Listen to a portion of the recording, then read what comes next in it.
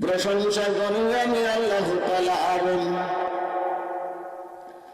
বিশ্ব যখন পয়দা হলো হুকুম জাহার, জ্ঞান বিজ্ঞান শিল্প কলায় আবিষ্কারী যতন, ইহার ভিতর খোদার কুদরত রয়েছে অবিরত। ওই মাটির মানুষ সমবেলা কুদরত তাহার, প্রশংসা করি আমি আল্লাহ তাআলার।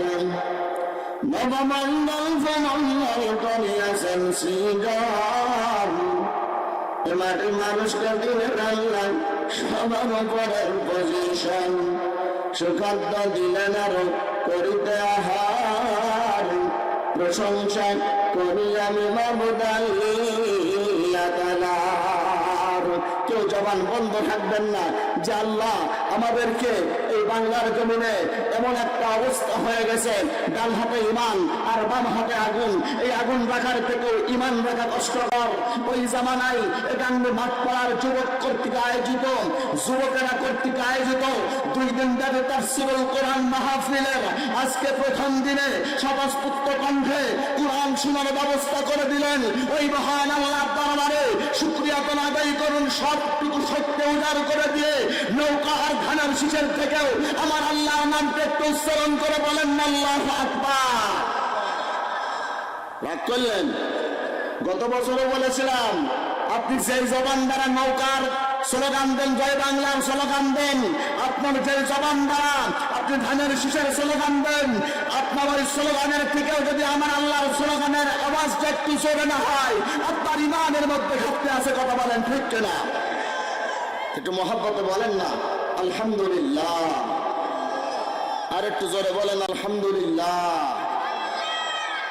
ভাইরা আমার, আসুন আমরা মহাগ্রন্থ আল কোরআনুল কারীম থেকে আলোচনা শুনবো।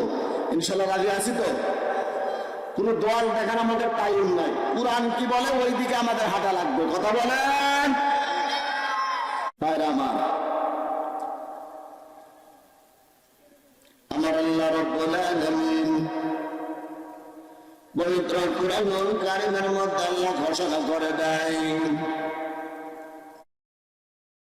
لئن شكرتم لأزيدنكم ولئن كفرتم إن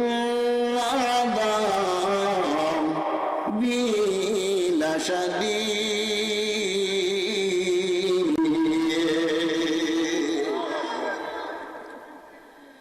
রব্বুল আলামিন ডেকে বলেন, মুসলমানেরা যদি তোমরা আমার শুকরিয়া আদায় করো আমি আল্লাহ নিয়ামত খানা বাড়িয়ে দেব। সুবহানাল্লাহ। আল্লাহ বললেন আলাইন কাফারতুম, যদি তোমরা আমার না শুকরিয়া করো বান্দা তোমাদেরকে শক্ত আযাবের মধ্যে গ্রেফতার করা হবে। আমার আল্লাহ ধরা কিন্তু বড় ধরা। আমার আল্লাহ ছাড় দেয় কিন্তু আমার আল্লাহ ছেড়ে দেয় না। ওয়ামাকারু ওয়ামাকারাল্লাহ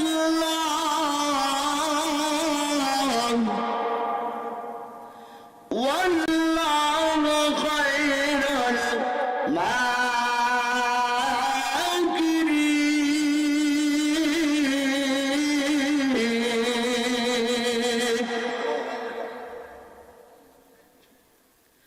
আমার আল্লাহ ছাড় দেয় কিন্তু আল্লাহ ছেড়ে দেয় না। আমার আল্লাহ ডাক দেয় বলে, বান্দা তোমরা যত মাস্তানি করো মাকড়বাজি করো, আল্লাহু খায়রুল মাকিরিন, আমি আল্লাহ তোমাদের থেকে বড় মস্তান। কথা বলেন আরো জোরে বলেন। আজকে যে মাহফিল হচ্ছে এখানে, মনে করেন এটা যদি 23 সাল 22 সাল হতো, কত নেতার যে পাঁচ হাঁটা লাগতো তার নাই ঠিক, কত নেতাকে ধরা লাগতো, কত পুলিশ প্রশাসন কাছে যাওয়া লাগতো। আমি একবার মাহফিল দিয়েছিলাম গত বছর, যেহেতু থানা পাড়ায় ওয়াজ করছি, ওয়াজটা একটু করা দরকার। কথা বলেন। এক নেতা বলল কোনো সমস্যা নাই, মাহফিল প্যান্ডেল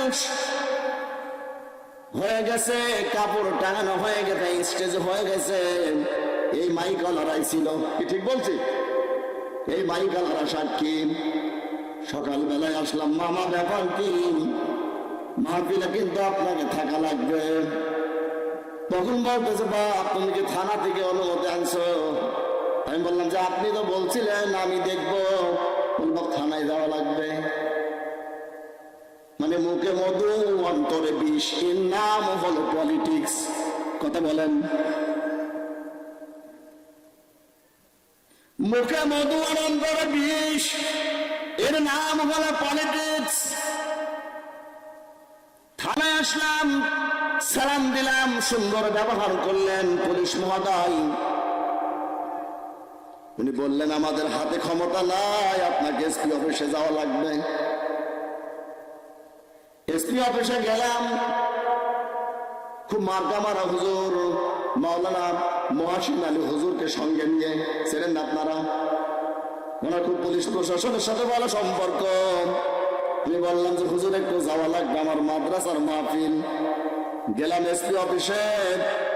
মজার ব্যাপার হলো তারা বললেন মাহফিল করতে পারবেন, কিন্তু মাগরিব, আসর থেকে মাগরিব, দিনে মনে করেন মাগরিব পর যাওয়া যাবে না। আফসোসের পরিতাপের বিষয়, খুব কাকত মিনতি করার পরে কোনো লাভ হলো না। উনি বললেন, থিঙ্গি দিলেন, কত চোর চুরি করে, সব চোর তো ধরা পড়ে না। মনে করেন আপনারা ধরা পড়ে গেছেন, আলেন কেন আমাদের কাছে?